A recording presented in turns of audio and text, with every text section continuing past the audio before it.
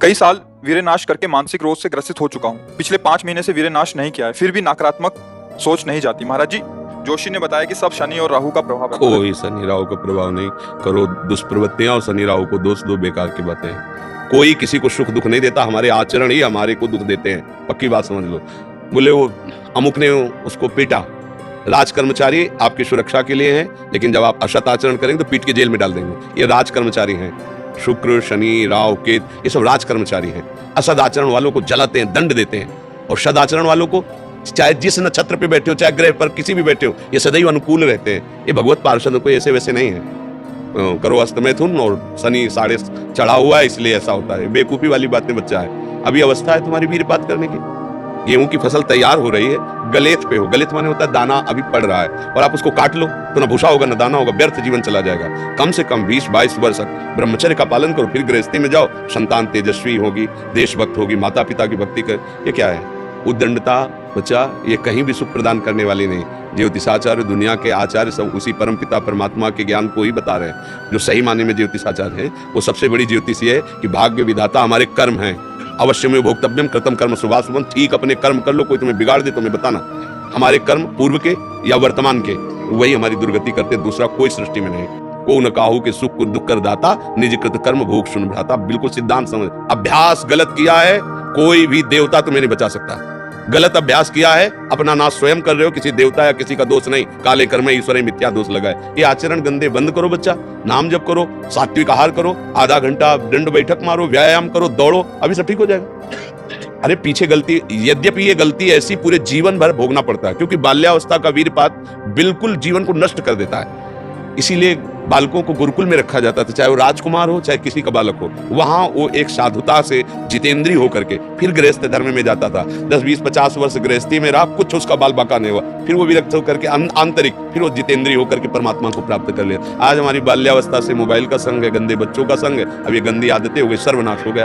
अब सोचो, ये अवस्था तुम्हारी चिंता शोक से ग्रसित होने की है, आनंद में उमगने की है। अभी नौ किशोर अवस्था है, ये तो मस्ती वाली, क्योंकि मस्ती हटा दी, अब रह क्या जीवन में। ये जो लोग समझते हैं ना कि जैसे खून निकलवा लो तो खून बन जाता है, बहुत गलत बात है। खून वो दान देना, वो महीने में वो बात एक अलग है, लेकिन सप्तम धातु वीर, एक मन शुद्ध सात्विक पौष्टिक अन्न के बाद एक बार के लिए तैयार होता है। और यहाँ बच्चे खिलवाड़ में 2-2 3-3 बार रोज। अब क्या होगा? उनका हड्डियों तक की सामर्थ्य नष्ट हो जाएगी, कुछ दिनों बाद देखना बंद हो जाएगा, ऐसे चौंधियाने लगोगे, खड़े होने में चक्कर आएगा, कमर दर्द करेगा, पैरों में टूटन बनी रहेगी, दिमाग में टेंशन बनी रहेगी, पढ़ोगे तो कुछ याद नहीं रहेगा, स्मृति नष्ट होने लगेगी, एक नास्तिकता छा जाएगी, फिर जीवन भार लगेगा, फिर नशा में उतर जाओगे, फिर तो बस गए, फिर गए।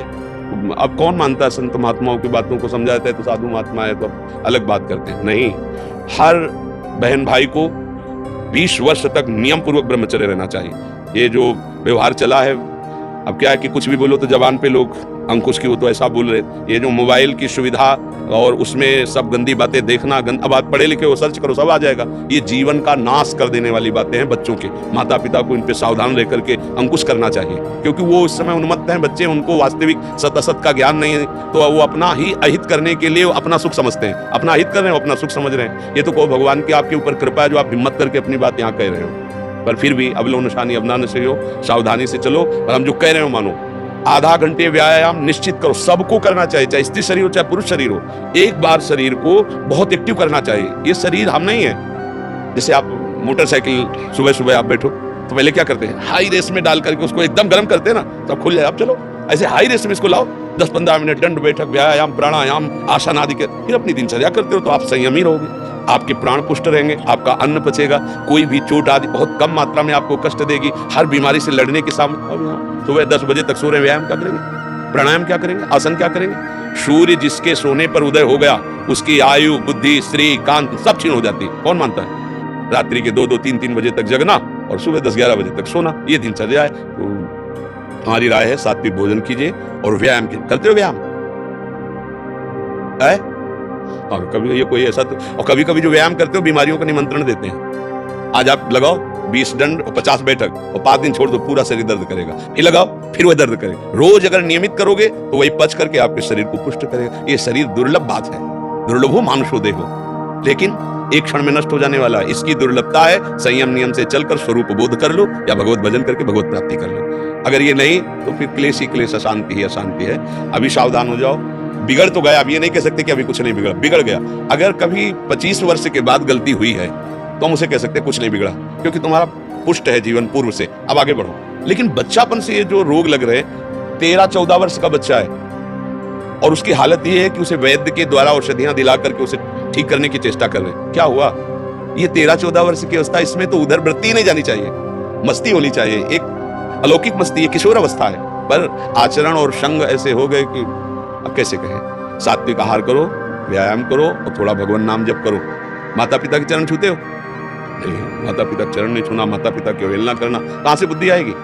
अपने बुजुर्गों को प्रणाम करना, संतों को प्रणाम करना, माता पिता, रोज बुद्धि शुद्ध होती है। प्रातः काल उठ के रघुनाथा माता पिता गुरु नाम ही माता, तो ये सब लिखी बातें रह गई। नए नए बच्चे हाय हेलो शुरू है।